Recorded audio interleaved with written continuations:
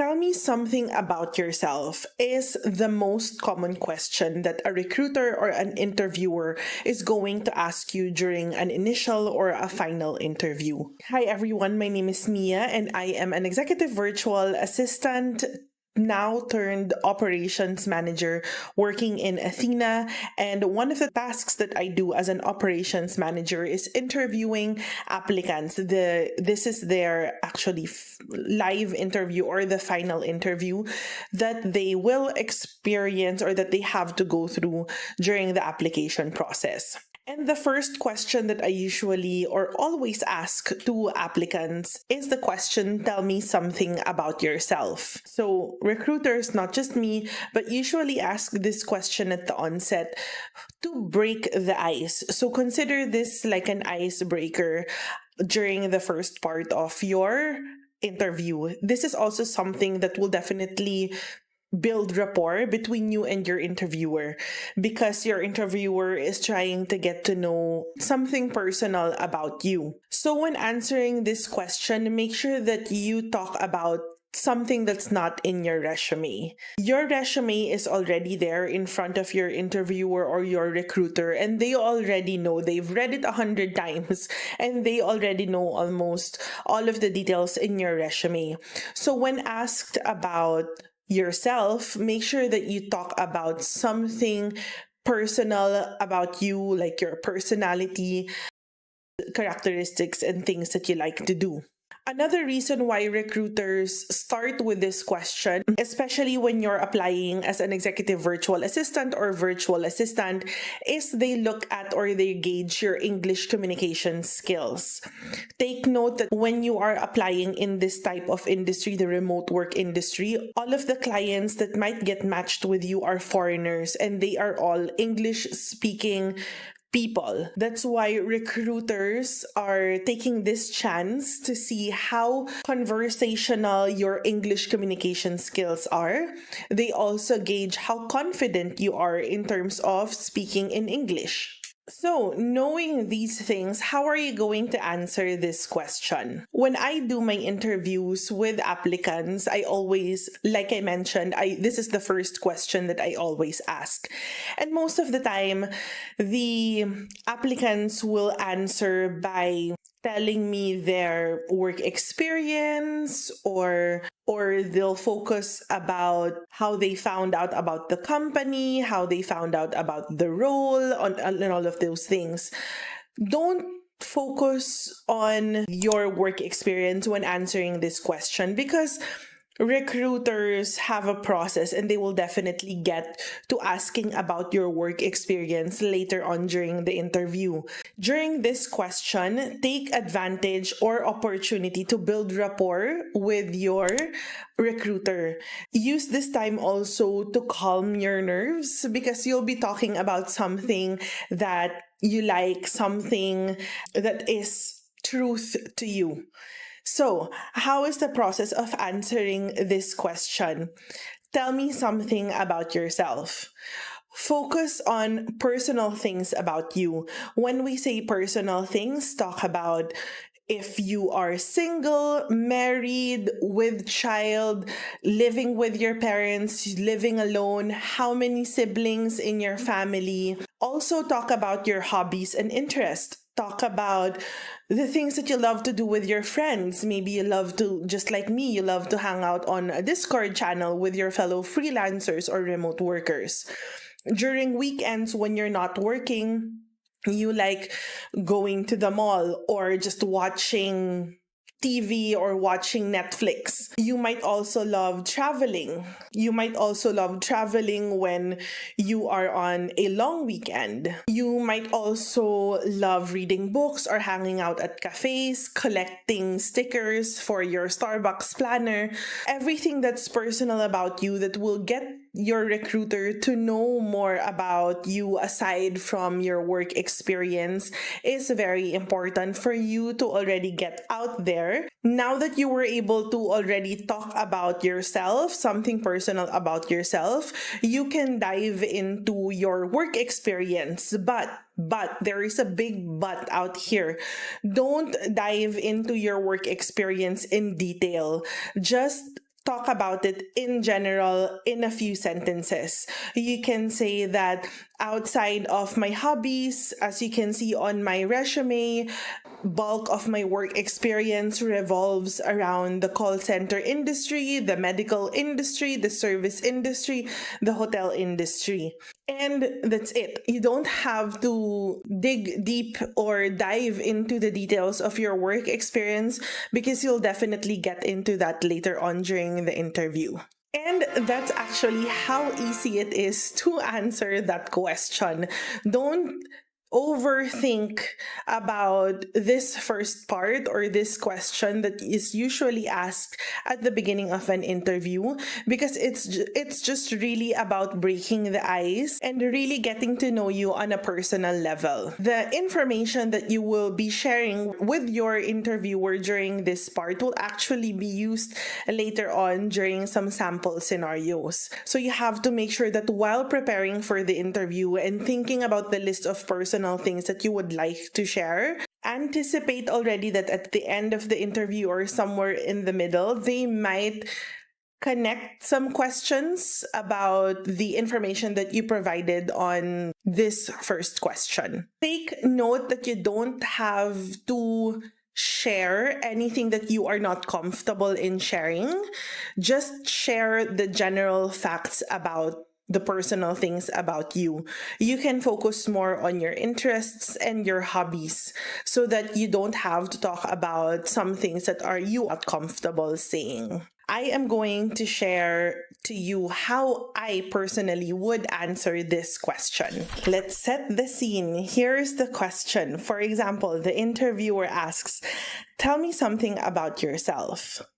Here's how I'm going to answer it.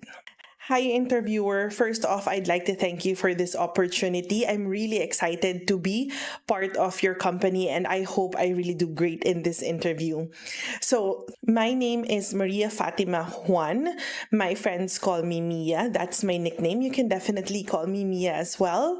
I'm a mom to a 19-year-old daughter. I'm also married. I've been with my husband for 20 years now. I'm also a fur mom. I take care of 3 dogs, 2 Chihuahuas, and an American Pit Bull. Just an amazing combination of dogs. When I'm not working, I love to watch a lot of series and movies. TV shows that I love to watch and rewatch all the time is Friends, Modern Family, and Big Bang Theory. I also love watching movies, different movies, especially during the weekends with my husband. It's like our date night because we both are working from home. We both are remote workers. So usually on the weekdays, we just focus on our work. He works on a different time zone compared to mine. That's why it's really the weekend that we spend some time together. Also, as our weekend date, we love going to Starbucks, different Starbucks locations. And currently, since it's December, I'm also collecting stickers for Starbucks. That's why we're always going on a Starbucks run so that I can finally finish collecting stickers and get that planner that I'm always excited about during this Burr months season. I also love traveling with my family. I just live beside my mom and my siblings. So we're living in just one compound. And my mom is a single parent, so I love taking her to vacations. We love going to the beach and also going up to Baguio. During my downtime also, when it's not busy at work or I have some free time during the day, I love reading books. It's something that I'm really trying to do more right now, trying to finish off everything on my TBR. I do own a Kindle. I used to love purchasing books, but I'm trying to be a minimalist now and make sure that I have less and less items at home. So I purchased my own Kindle already. I also have my own iPad because sometimes it's better reading it on iPad. So I try to read more nowadays. Genres that I personally love is crime, horror genres, specifically vampires and witches. And I'm trying to read more inspirational and motivational books that would really help me grow in terms of my career. And of course, I also do a lot of content creation. I'm trying to help others become virtual assistants as well. And yep, basically that's what I do outside of my professional life. And thank you so much for asking about that. And that's how you're going to answer that question. You see how conversational it is. You can definitely have pauses, think about how you're going to answer it. When you talk about something personal about you, it's something that you really like to do. That's why it's actually the moment that you try to shake off the nerves, because when you talk about something that you really like, that makes you happy, the conversation or the flow really is very casual. So it's very important that you focus on personal stuff so that you can build confidence and, of course, lose the fear and lose the nerves. And it will help you answer the next questions or the more technical questions during the interview with a more conversational tone and a better confidence in answering them. If you'd like to know more about final interview tips, I did post a video about final interview tips and how you're going to answer them, especially if you are someone who does not have an experience of being a virtual assistant or an executive VA. So that's a must watch. I'm definitely going to link it down there in the caption or somewhere up here on the screen. If you'd like to learn more about how to become a successful executive virtual assistant, I do have a free learning center via NAS.io, Executive Virtual Community. So make sure that you check and join that community. A link to that will be in the description down below. I also have a community on Facebook. It's called Executive Virtual Assistant Community. So make sure that you join that and also join our broadcast channel in that group. If you want a community that will help you in your Athena application journey, join that Facebook community and the chat room Athena application updates so that you can receive tips from other applicants as well. If you want a more detailed tutorial on how to become an executive virtual assistant, then you can definitely enroll in my online course. It's How to Become an Executive Virtual Assistant Complete online course. Everything will be in the caption down below. Please take note that that's a paid online course, so please make sure that you are ready to invest. If not, we do have a lot of free content here on our YouTube channel as well on our free learning center via NAS.io. If you're currently working in the corporate industry and would like to shift careers and become a full-time executive virtual assistant or remote worker, I do have an upcoming in-person seminar happening on January 27, 2024. It's titled The Executive Assistant Edge. It's happening at Blogger Creator Hub situated at Mega Tower, and Mega Tower is located at SM Mega Mall in Ortigas. Tickets for this event is 699 pesos. To register to this event, just go to the link down in our caption. Tickets are still on sale, but of course, if you're watching this after January 27, it's no longer on sale. But definitely check out all of my other social media platforms to see if we have any upcoming seminars happening soon. To actually check out when and where the next seminars are happening, make sure to join our free learning center and check the events section of our free learning center via NAS so that you will be updated for our coming in-person events. Not just that, we do have a lot of learnings for you. If you would also like to join a bootcamp on how to become a general virtual assistant, I have partnered with CodeGo and they are bringing you General Virtual Assistant Basics. It's a 10-day bootcamp with a live instructor. The classes will be done via Zoom.